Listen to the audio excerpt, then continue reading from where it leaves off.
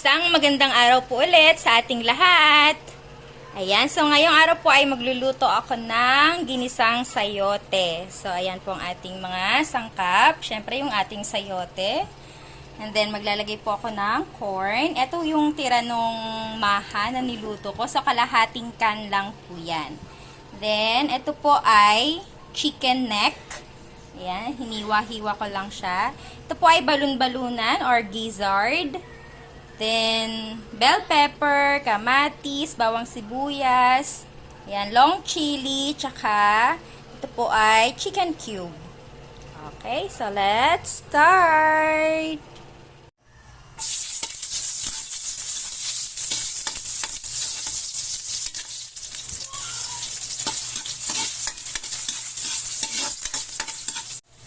Lalagyan ko na rin po siya ng konting luya.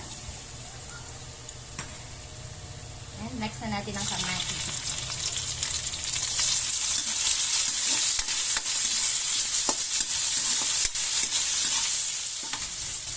Next yung ating chicken neck.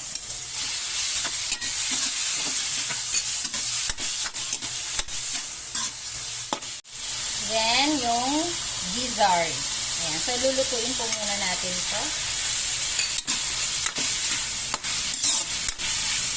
And then, lagyan na rin natin ng ground pepper.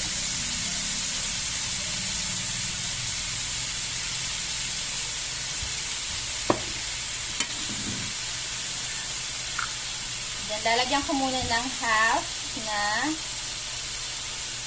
tablespoon of salt.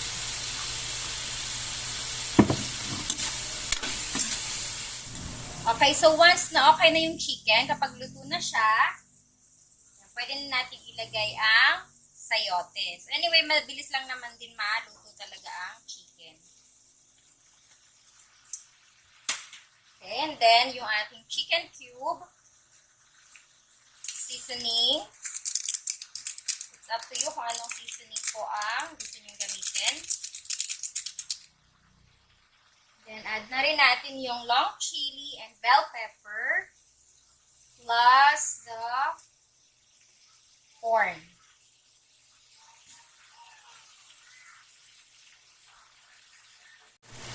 Okay, then water.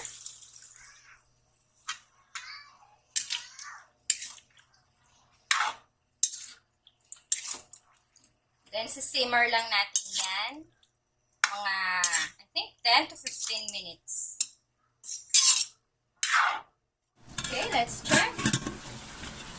Yum.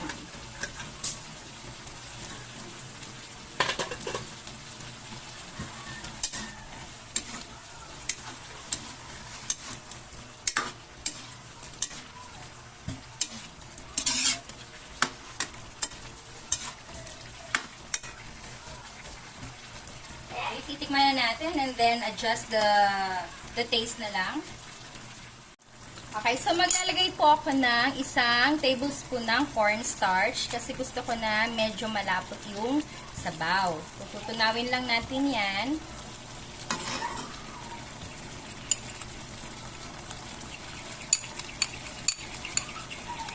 And then, add.